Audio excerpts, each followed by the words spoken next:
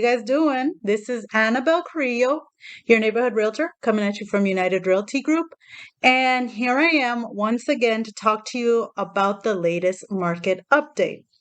So, I'm sure that you probably already have an idea of what I'm about to say. Unless you've been sitting under a rock, you know this market is definitely cooling down right along with this winter weather we've been having. So, what does that mean to you as a buyer, as a seller, or just as a curious individual who wants to know what's going on with the Vegas market? Well, I'm going to go ahead and pull up the data so that you can see the metrics individually and come up with your own conclusions, form your own opinions about what's going on here.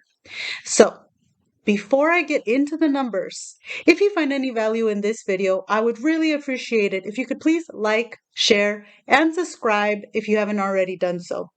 And without further ado, let me go ahead and get into the numbers. Thanks, everybody.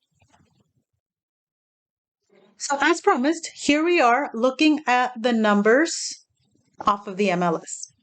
I'm going to go ahead and start with the median home price. Again, this median home price is based on single family homes, any seller type. So that could be a conventional, the traditional seller, it could be a foreclosure, it could be a short sale, anything, any kind of seller, and any home size. Also, it can be new homes as well as resale homes. Okay, so you can see here the median home price for a single family home continues to go down. And it has for the last 5 months. It has not gone up. It has moved downward. We had a short plateau between the months of August and September. But then in October, we lost another $10,000. So comparing it to the peak, we're looking at almost $50,000 that we've dropped since the peak back in May. Okay. Now let's go ahead and look at new listings. How many homes went into the market in October as new listings? So that number is pretty sharp too. When I look at this chart, it just looks like a terrifying roller coaster ride that's just straight down.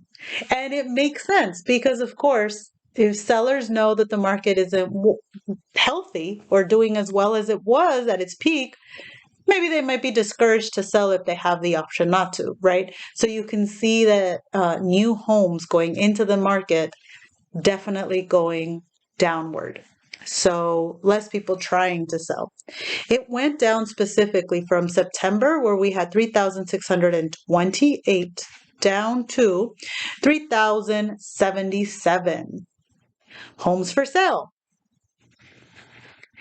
This number looks like it's also going down. So as far as in September, we had 9,314 homes actively for sale on the MLS.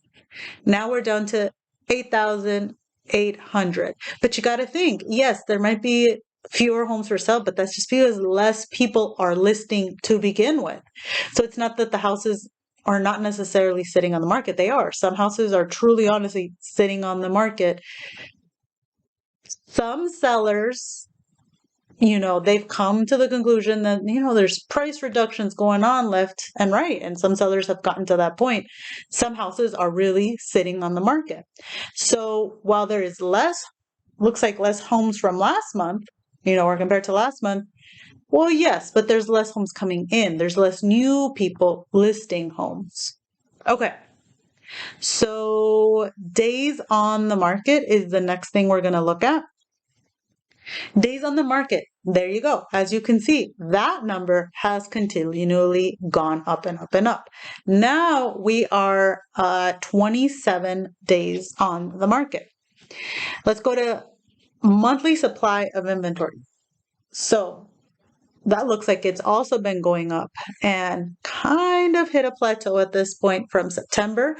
We were at 3.6 to October. But overall, days on the market, I'm sorry, not days on the market, monthly supply of inventory has been increasing. Well, after looking at all of that, we really got to ask ourselves, what does that mean for me, right? It really depends on what your incentives are at this point. If you are or have considered buying a home as a buyer, I'm telling you, this is a great time. People that are still listing homes probably, or still have them on the market, probably really need to sell them. And I see it over and over. Price decreases, great offers, willing to help you with closing costs, willing to buy down points, willing to this, willing to that. Listen, right now, as a buyer, you have an upper hand that you have not had in the past 2.5 years since this market continually went up and up and up. If you are a buyer and you can afford a mortgage right now, don't get stuck on, oh, the rate's this and the rate's that, because you know what? At some point, the rates probably will go down. By the time they're going down, people are going to start buying and the housing market will go up again. This is how it works. So this is a great opportunity. Hey, buy now, refinance later. Whatever, as long as you can afford it. And I'm not saying go and get yourself in a bad situation, but if you can afford a mortgage and you are a first-time home buyer, there are great opportunities out there for you. So please take advantage. On the flip side, if you're a seller and you can help it, this is not a great time to list a house. It is not a great time for multiple reasons. Not just is the market visibly going down and the median home price going down, you are also looking at selling during the winter months. Would I list a home now if I had a choice? Honestly, no. But if you're going to do it, be smart about it.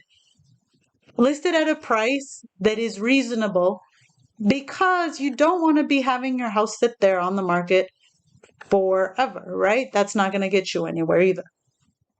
So it really depends on what your incentives are. Again, as a buyer, yeah, this is a good time. Go talk to a lender. Talk to me if you don't have a lender. I have plenty of people that I work with personally. I have done loans with lenders that I'm very comfortable with, and I'm more than willing to connect you with them. They can talk to you about great programs, what the situation is for you specifically, and what works. And if you're just plain curious about what's going on in the market for your specific neighborhood, please give me a call. I got your back. I can give you some more information. What's going to happen next month? I mean, I have an idea, but truly nobody has a crystal ball, and we'll see. I look forward to giving you some more information next month. Bye, everybody. Enjoy this winter weather we're having. Bye.